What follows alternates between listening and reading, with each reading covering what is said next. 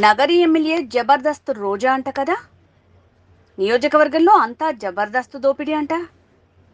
ఈవిడొక్కరే కాదు, నియోజకవర్గంలో 4 మంత్రులంట కదా. ఈవిడ అన్నలు, ఈవిడ భర్త అందరూ మంత్రులేనట. నియోజకవర్గంలో అందరూ కలిసి దోపిడీ అంతా జబర్దస్త్. మొత్తం మట్టి దోపిడీ, ఇసుక దోపిడీ, నియోజకవర్గంలో గ్రావెల్ దోపిడీ, ప్రభుత్వ స్థలాలు దోపిడీ, ప్లాట్లు వేస్తే ఈవిడకు కప్పం కట్టాలట కదా. కన్ను పడితే అంతా స్వాహా, ఎక్కడ చూసినా అవినీతి అని రోజాపై మండిపడ్డారు ఏపీసీసీ చీఫ్ వైఎస్ షర్మిలారెడ్డి. ఎవరు మీ ఎమ్మెల్యే, ఎలా పని చేస్తున్నారు అని అడిగాను. అంటే నాతో చెప్పిన వాళ్ళు, అమ్మా మొత్తం జబర్దస్త్ దోపిడీ అట, జబర్దస్త్ గా దోచుకుంటున్నారట.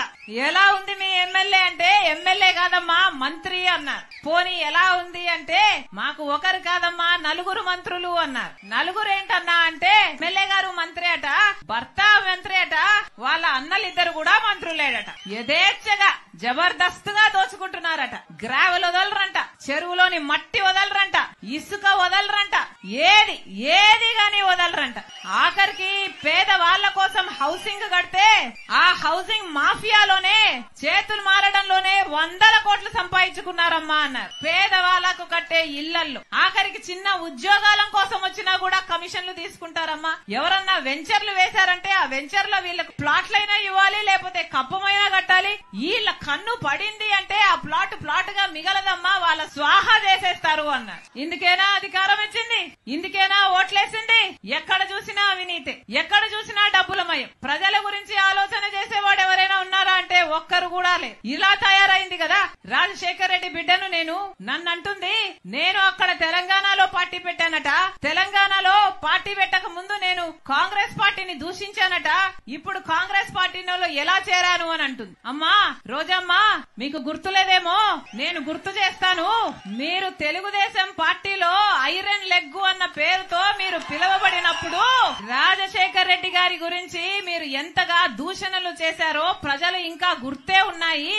రాజశేఖర్ రెడ్డి గారంత మహా మనిషిని పట్టుకొని రాజశేఖర్ రెడ్డి గారి గురించి మాట్లాడిన మాట పిచ్చి పిచ్చి వాగుడు. రాజశేఖర్ రెడ్డి గారి పంచ విప్పి కొడతాను అన్న పిచ్చి పిచ్చి మాటలు మాట్లాడిన ఆవిడ ఈ రోజా నా గురించి మాట్లాడుతుందా? రాజశేఖర్ రెడ్డి బిడ్డను నేను. రాజశేఖర్ రెడ్డి గారు ఈ ప్రపంచంలో నన్ను ప్రేమించినంతగా ఎవరిని ప్రేమించలేదు. అసలు రాజశేఖర్ రెడ్డి గారిని గౌరవించని చోటున నేను కనీసం ఊపిరి కూడా తీసుకోలేను. ఈ రోజు కాంగ్రెస్ పార్టీలో రాజశేఖర్ రెడ్డి బిడ్డ చేరింది అంటే ఎందుకు చేరింది? ఎందుకంటే వాళ్లకు రాజశేఖర్ రెడ్డి గారి మీద అపారమైన గౌరవం ఉంది అని నేను నిర్ధారించుకున్న తర్వాతనే కాంగ్రెస్ పార్టీలో చేరాను. మణిపూర్ ఘటనలో ఈ వైసీపీ క్రైస్తవులై ఉండి వైసీపీ నిలవకపోయినా మణిపూర్ లో క్రైస్తవుల కోసం కాంగ్రెస్ పార్టీ నిలబడింది కాబట్టి నేను కాంగ్రెస్ పార్టీలో చేరాను. మన ఆంధ్ర రాష్ట్రానికి ప్రత్యేక హోదా గురించి వీళ్ళు కొట్లాడతామని చెప్పి మాట తప్పితే కాంగ్రెస్ పార్టీలో రాహుల్ గాంధీ గారు మొట్టమొదటి సంతకమే నేను ప్రత్యేక హోదా ఫైల్ మీద చేస్తాను ప్రధానమంత్రి అయినాక అని ఆయన మాట చెప్తే తర్వాత చేరాను నేను కాంగ్రెస్ పార్టీలో. నా గురించి మాట్లాడుతున్నారా? పైగా తెలంగాణలో పార్టీ పెట్టానట, నేను మూసేసి ఇక్కడికి ఎందుకు వచ్చాను అని అడిగింది. అమ్మా నేను వైఎస్ఆర్ తెలంగాణ పార్టీ అని పార్టీ పెట్టిన మాట నిజమే, అది మూయలేదు తల్లి. వైఎస్ఆర్ తెలంగాణ పార్టీ కాంగ్రెస్ పార్టీలో విలీనం చేశాం కాబట్టి కాంగ్రెస్ పార్టీ ఎంత కాలం బతికుంటుందో వైఎస్ఆర్ తెలంగాణ పార్టీ కూడా కాంగ్రెస్ పార్టీలో భాగమై బతికే ఉంటుంది.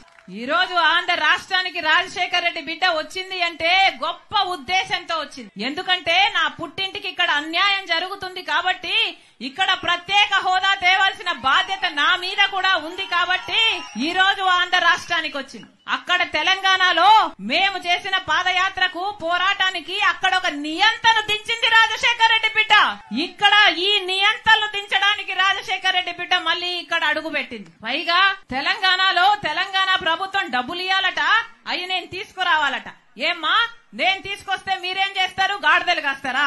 అధికారం ఏమో మీకుంది, తెలంగాణలో టీఆర్ఎస్ పార్టీలో దోస్తీ ఏమో మీకుంది. ఈ 5 సంవత్సరాలు వాళ్ళని కౌగులించుకున్నారు, వాళ్ళ స్వీట్లు తినిపించుకున్నారు, వాళ్ళకు అన్నాలు పెట్టుకున్నారు, వాళ్ళని కలిశారు, పక్కపక్క నవ్వారు. మరి మనకు రావాల్సిన డబ్బులు అప్పుడు గుర్తు రాలేదా?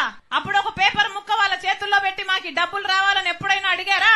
వాళ్ళు వినకపోతే అక్కడే వాళ్ళ ఇంటి ముందరే కూర్చొని ధర్నాలు ఎప్పుడైనా చేశారా? మీకు చేతనయిందా? మీకు దమ్మున్నిందా? ఆ డబ్బులేమో అప్పుడు రావాల్సినవి మీకు గుర్తులేవు. ఇప్పుడు మేము మిమ్మల్ని నిలదీస్తుంటే మా గురించి మాట్లాడుతున్నారా? మీరా మాకు చెప్పేది? మీతో నీతులు చెప్పించుకునే పరిస్థితిలో లేదు. మీరు ఒక మహిళ, ఒక ఎమ్మెల్యే, ఒక మంత్రి, కనీసం మీ నియోజకవర్గానికి ఏమైనా చేసుకోగలిగారా?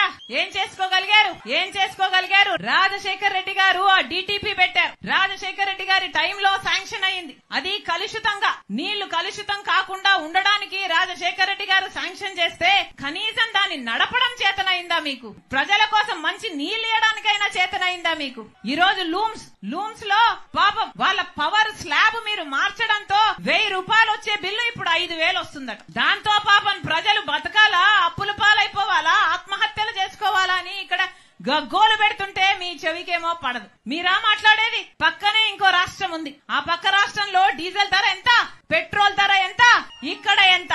ఏం చేతనైంది మీకు? ఏం చెప్పారు ఆ రోజున? ఇదే వైసీపీ ప్రభుత్వం ఆ రోజు చెప్పలేదా మేము ధరలు తగ్గిస్తాము అని, సబ్సిడీలు ఇస్తాము అని ఆ రోజు చెప్పలేదా?